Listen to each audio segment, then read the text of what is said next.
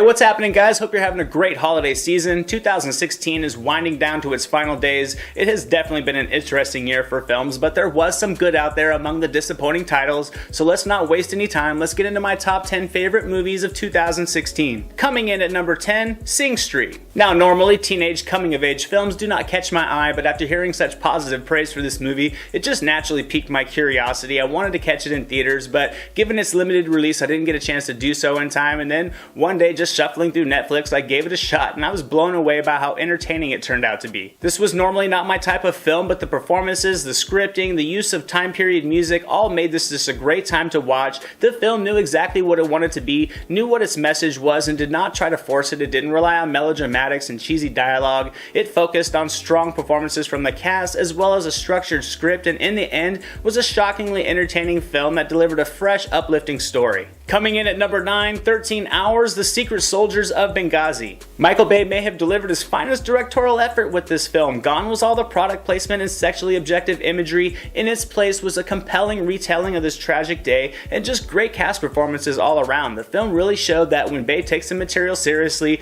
doesn't try to leave his trademarks all over the movie, doesn't feel the need to glamorize the subject matter, that he can craft a great film. I thought 13 Hours was a riveting movie that recreated the events of this day with harsh realism, and it was surprisingly engaging and effective in its storytelling. There were so many tense situations depicted in this film that the last hour of it will wear you out, and it was just a great movie overall. Coming in at number 8, Rogue One, A Star Wars Story. There was a lot of curiosity and anticipation about this project, as it was the first anthology film under the Disney umbrella. The Force Awakens played it safe. It told a story that virtually mirrored A New Hope and added tons of fan service. Rogue One to me was the wildcard movie to see what efforts Disney would take to really keep the feel of the film as close to the original in tone, and I thought Rogue One was a success. The characters were on the weaker side, but the overall package this movie delivered was excellent in my opinion. I thought the action sequences were fantastic. The overall story was a little routine in segments, but as a whole, I think it was successfully able to fill in a major gap in the overall story leading up to New Hope, and it was a great time. Coming in at number 7, The Nice Guys. Despite this movie being considered a box office failure, this was a great film that in my opinion exposed a problem in movies these days. We all complain about reboots, sequels, remakes, adaptations, but simply said, those are what people see. This film had a mere $50 million budget, told a fresh, quirky crime story, delivered tons of laughs, and some great performances from Crowe and Gosling, and it could barely pass $36 million in box office return. Which in other words means this was a fantastic film most people didn't even bother to go watch. I think it was one of the best subtle comedies of the year. Both Crowe and Gosling shine in their performances. They create some hysterical chemistry. The humor was witty and it was clever, and with a wildly adventurous storyline, this movie was a breath of fresh air in a summer just filled with sequels and reboots. Coming in at number 6, Deadpool. Van Wilder meets the comics as Ryan Reynolds blew the world away as Deadpool. This was not the first R-rated comic book movie by any means, but it was the first R-rated comic book raunch-com with Reynolds just thriving in the role. This film pushed the limits in many ways, was a riot from start to finish, and it entertained us all. And under all the crude humor was a generic origin story, but the meta humor and the constant breaking of the fourth wall make this a completely engaging film that just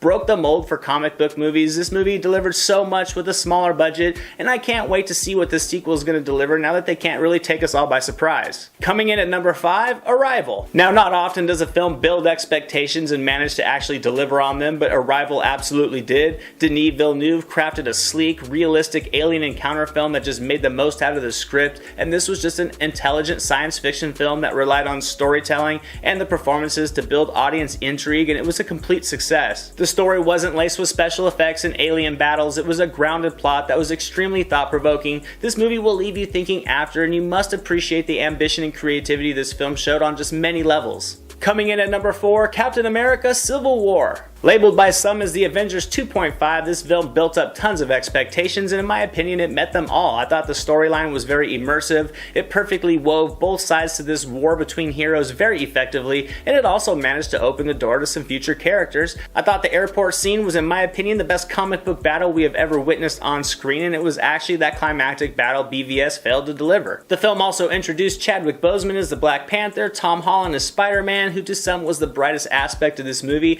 but overall although Civil War was all we wanted it to be, it blended all these characters together perfectly, and it was one of the best films we have seen in the MCU in my opinion. Coming in at number 3, Nocturnal Animals. Now, other than Sing Street, this was another film that really surprised me. Nocturnal Animals on the outside looks like a simple crime mystery, which was pretty much what I was expecting going into this one, but after it was over, I wanted to watch it again. The story was extremely well structured. It delivers information of the story at the perfect time to really build intrigue, and it boasts some excellent performances from the entire cast. And back when I reviewed this film, I forgot to mention the performance of Aaron Taylor Johnson, which was just awesome. He was perfect for this creepy drifter that you couldn't trust. His performance, as well as that of Michael Shannon, just really provided this film with a couple side characters that were just as impactful on the film as Gyllenhaal and Adams were. Overall, Nocturnal Animals was a film that perfectly blended art with cinema, and if you haven't seen it yet, I highly recommend it. Coming in at number 2, Hacksaw Ridge. This movie really piqued my curiosity. I was curious to how Mel Gibson would direct it. I wondered how Andrew Garfield would perform in the lead, and in the end, this movie just blew me away.